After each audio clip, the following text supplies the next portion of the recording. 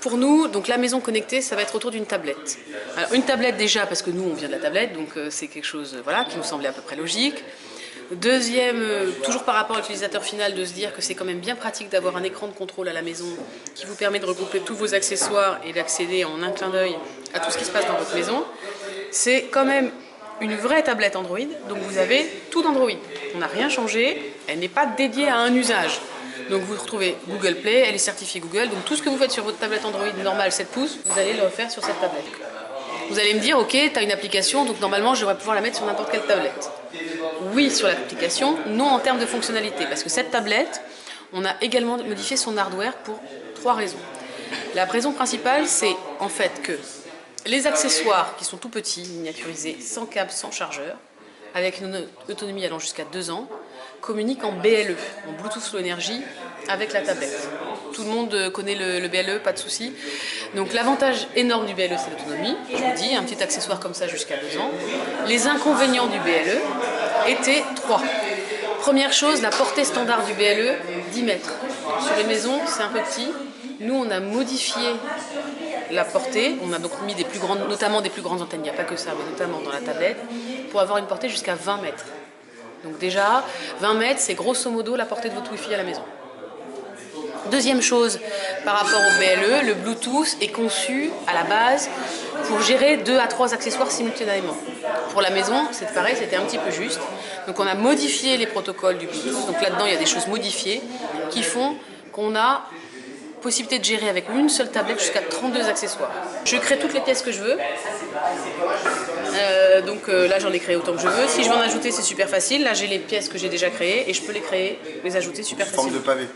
Forme de pavé. Enfin, c'est sous forme d'écran et chaque pavé représente un des accessoires que j'ai mis dans la pièce.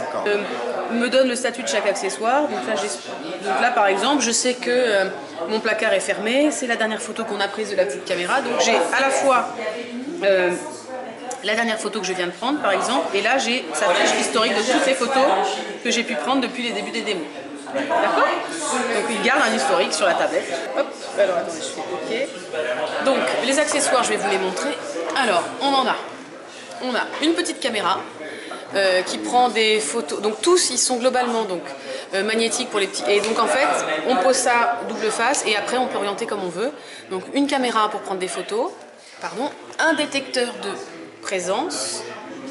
Présence volumétrique, périmétrique. Voilà, enfin, c'est-à-dire qu'il va détecter quelqu'un qui rentre dans une pièce. D'accord?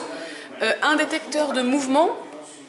Donc soit avec ce petit capteur-là, comme sur une porte, comme j'ai montré là, où en fait j'ai rupture du champ magnétique, il sait que ça s'est ouvert, ou alors dans un tiroir ou dans un objet, si je le bouge, il y a un accéléromètre, donc il sait qu'il a été bougé. Donc ça, un weather tag qui doit être l'équivalent là, donc ça c'est humidité et température. Donc là il clignote parce qu'il doit être appairé ou perdu parce qu'on les déplace partout. Et il me reste une sirène, voilà. Tous ces accessoires peuvent également être dehors. Dehors, ils supportent la pluie, l'humidité. Donc là, j'ai mis une caméra dehors. Elle a pris l'eau, le vent, elle résiste. Les capteurs, pareil. Et on a un accessoire en plus qui est juste celui-là, qui est la prise, mais qui, elle, ne va pas dehors. Et qui supporte jusqu'à 16 ampères. Donc ça peut supporter machine à laver. Enfin, c'est pas, là, pour la démo, on a mis des lampes. Mais ça supporte bien plus. Ça fait on-off? On-off variateur? Non, pas variateur. On-off depuis la tablette ou depuis mon téléphone. Ça mesure la consommation? Oui, ça mesure la consommation. Voilà. La sirène, elle fait combien de décibels? Elle fait 16 décibels à 1 mètre. Donc elle est quand même assez fort, hein, quand même. Enfin, dans une maison, vous l'entendez.